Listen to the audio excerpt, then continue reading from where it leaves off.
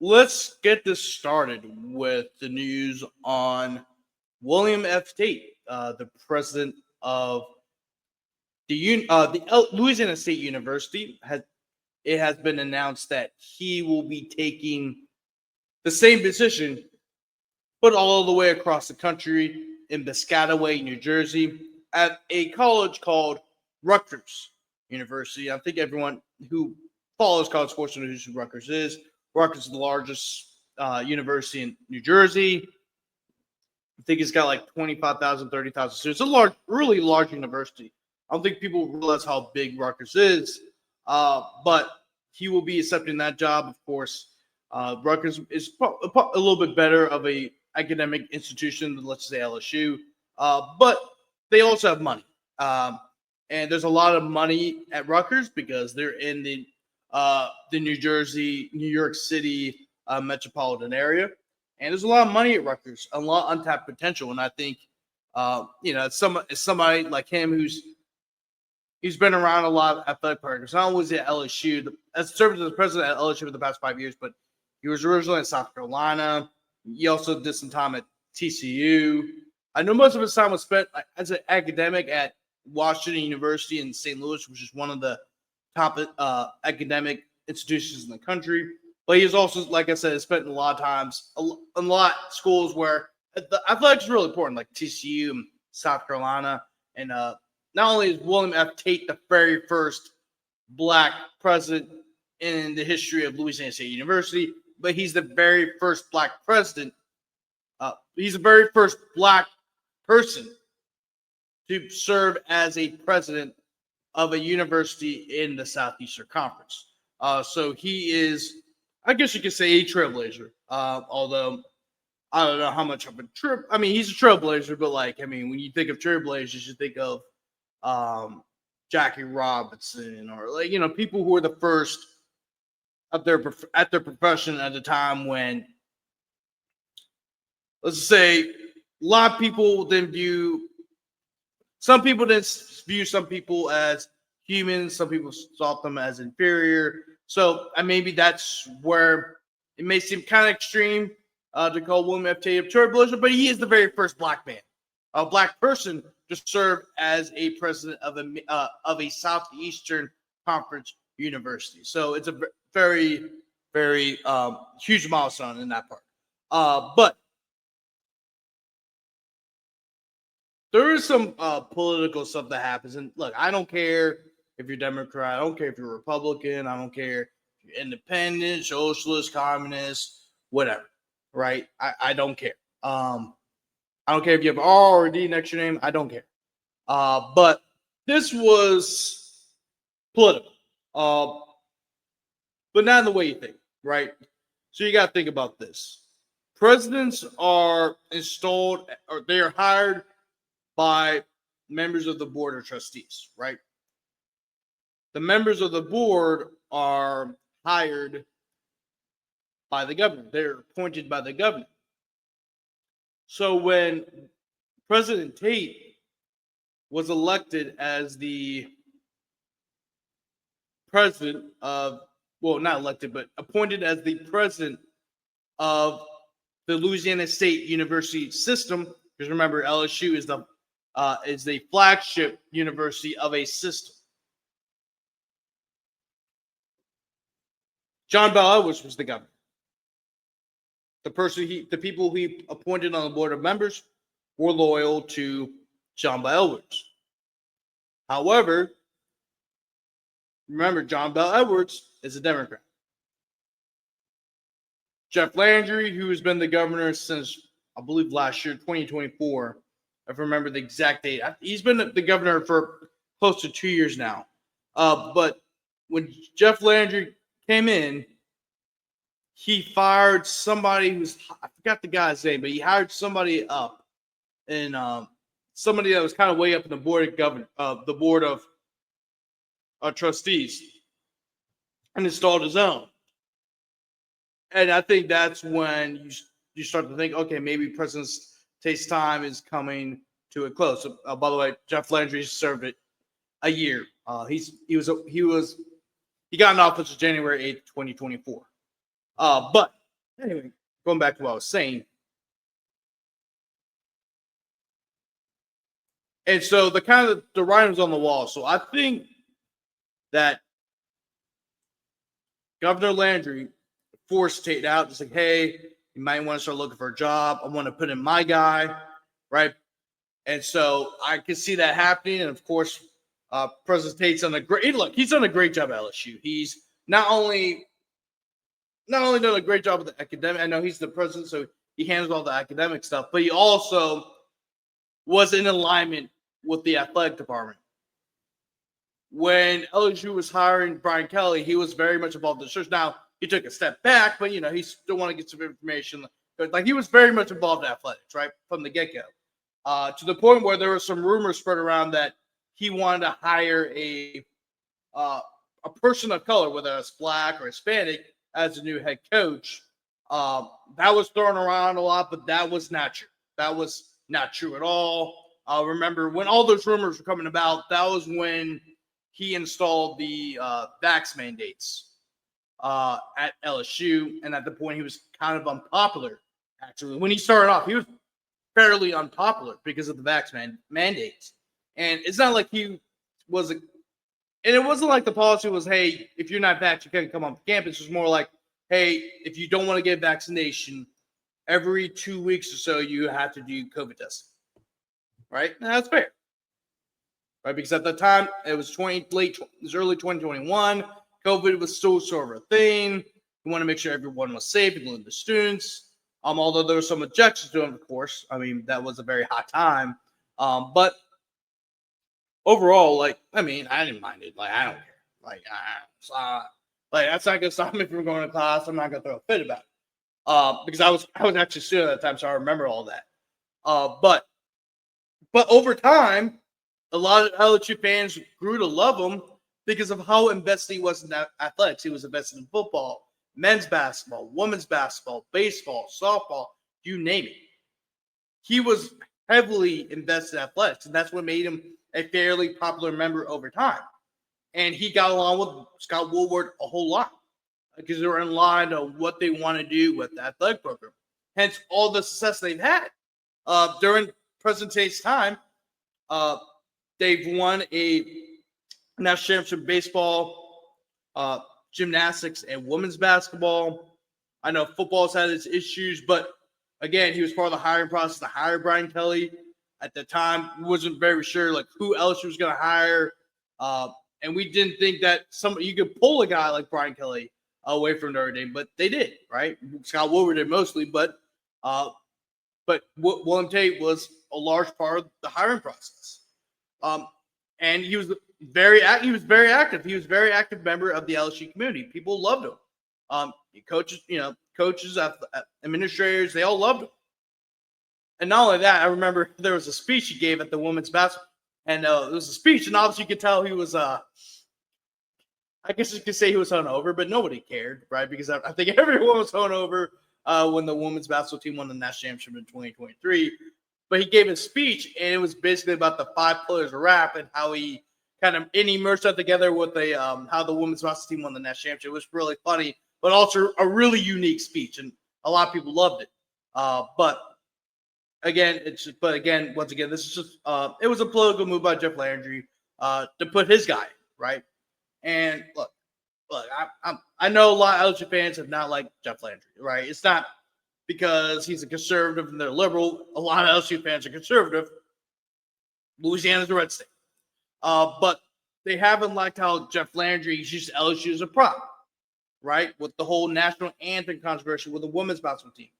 He wanted all the LSU teams to go out on the field for the national anthem, although they've never really gone on the field or on the court at all for the national anthem. Actually, I think the only sport where they do the national anthem is baseball. And that's because the dugout's literally on the field. Football, they're always in the locker room and then during the national anthem. And it was even during and that was even during actually, I don't think, when have they ever been on the field for the national anthem? Right? Besides the national championship games or whatnot, like very special games. But at Tiger Stadium, when was the last time they're on the field? And so it became a big deal, and multiple people explained it to him. But then he started going on Fox News, started doing this and that, and it pissed off a lot of LSU fans, even people that supported Landry. So that was the first example. You can look it up. Jory Collado talked about it. A lot of people talked about it, right? So I'm not the only one that's saying that. I'm not making stuff up. A lot of people heavily disagreed with Jeff Landry's stances on LSU, how he's used LSU, or how he's used LSU as a prop, right? And there's even some people on Twitter that I know very well, that I know are conservative, and they haven't liked what Jeff Landry has done by using LSU as a prop. And that was one example, but I think the best example was when he the Omar the Tiger situation, right? Governor Landry, it was well known throughout the season that he's wanted to bring the Magic back. He wanted to bring a Tiger back into the stadium, because LSU for a very long time, she used to put Mike the Tiger in the cage and parade him on the stadium. They would actually put him right next to the visitors' locker room for intimidation reasons and stuff like that. He was a big part of game day, but the latest addition of Mike the Tiger, since he was brought on campus, I believe it was 2017, 2018, he doesn't really like the crowds. That's why you don't see him at Tiger Stadium anymore. That's why he doesn't go in his cage. He's in his exhibit because that's where he feels the most comfortable. And the people that take care of him respect that. So does the university. Like I said, Mike, and I've joked about this Mike all the time. If LSU was on fire and they had the choice between saving 30,000 students or Mike the Tiger, they're picking Mike the Tiger every single time. So what Governor Landry did was he flew in a tiger from Florida named Omar the Tiger, or I think it was like Omar. He was named after a general. It was Omar something. It was and they flew him in from Florida. Omar Bradley. He was named Omar Bradley. I'm not even making this up. And so when they flew him in, and it was the most uneventful thing. They shone a light on him, and it was a fairly obese tiger, right? Like a really obese tiger. I need to find the picture for you guys to kind of explain it. It was just like the most cringiest thing in the world.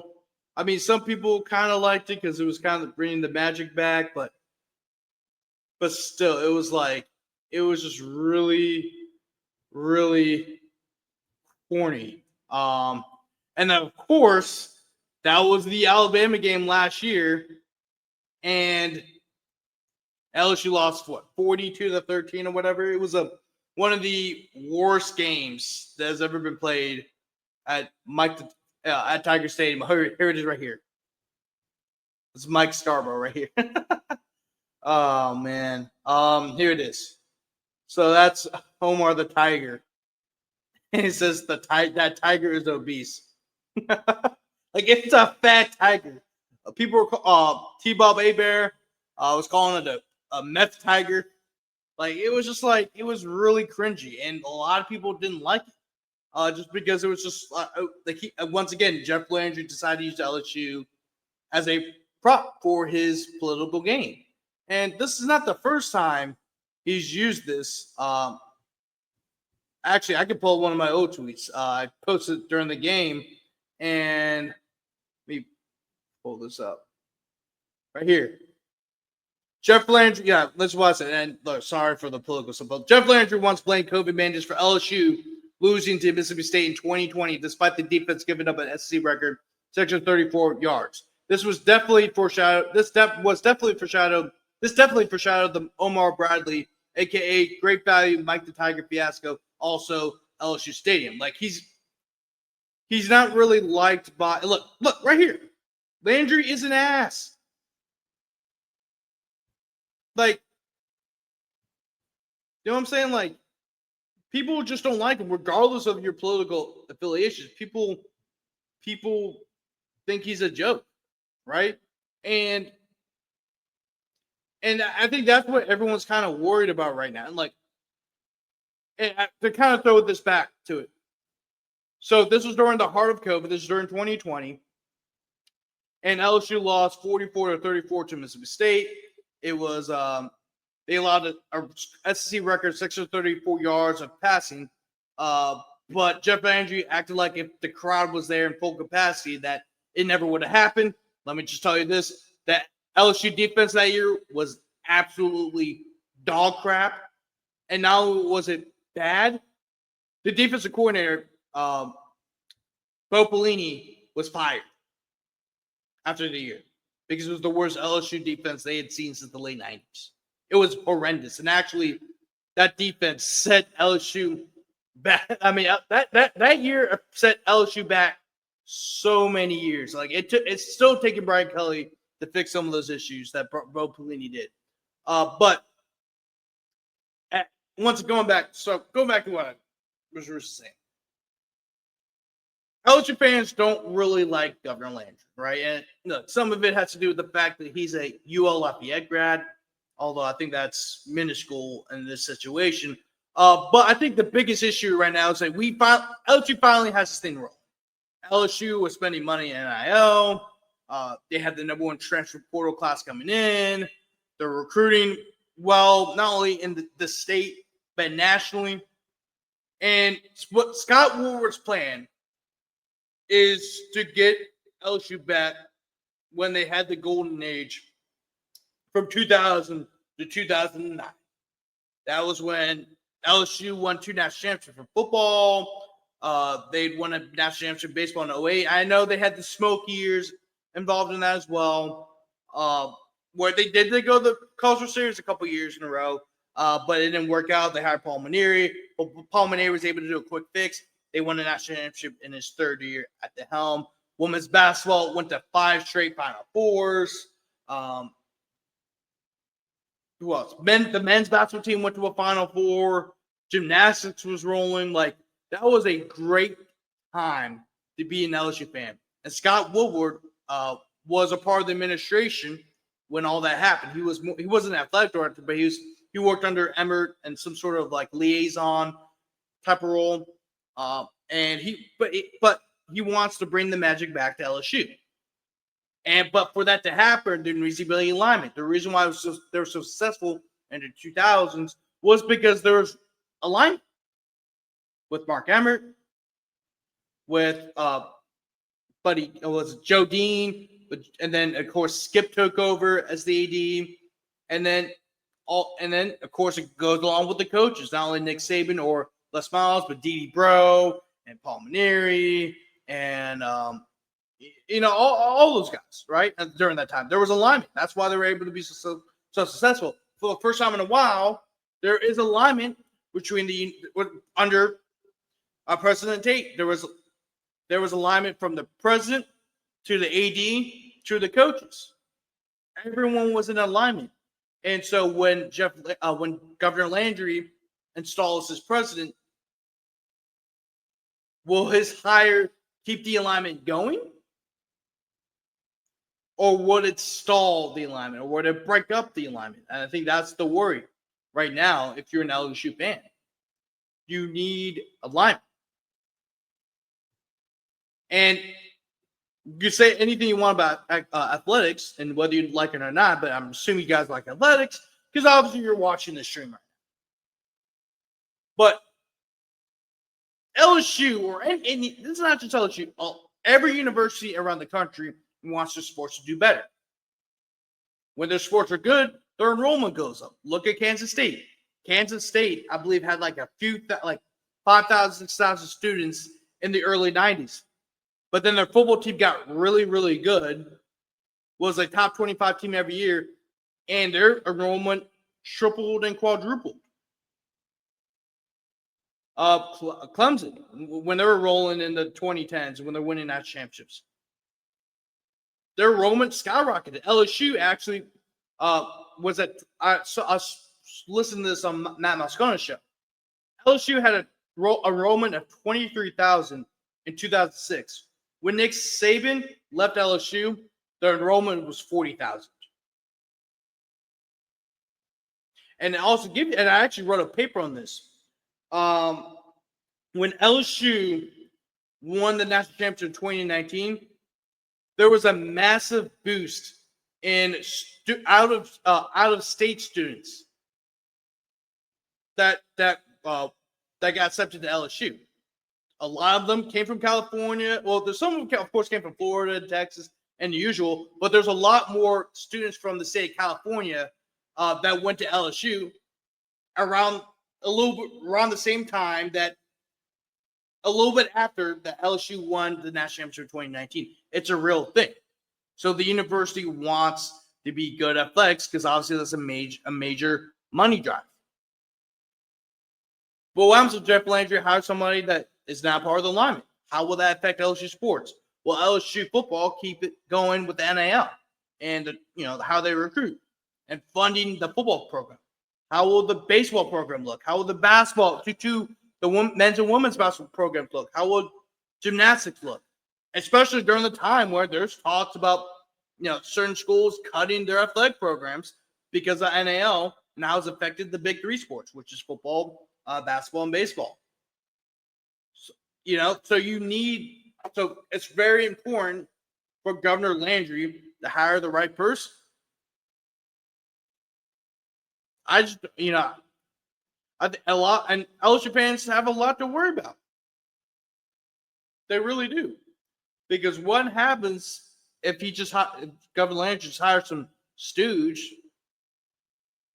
And I'm not saying this. I mean, this is what LSU fans are probably thinking. Well, I'm saying they hire some stooge, and he doesn't know what the hell he's doing, and then it just ruins the alignment. That's a real possibility, and I think a lot of LSU fans are kind of worried about that, and I understand it, because the alignment was set under Governor Tate, the President Tate. Now that he's leaving for Rutgers, how does that alignment look now? It's just a lot going on in LSU, and I think this is a bigger story than what maybe people should be, than what people are laying out to be. It's actually a big deal. It really is.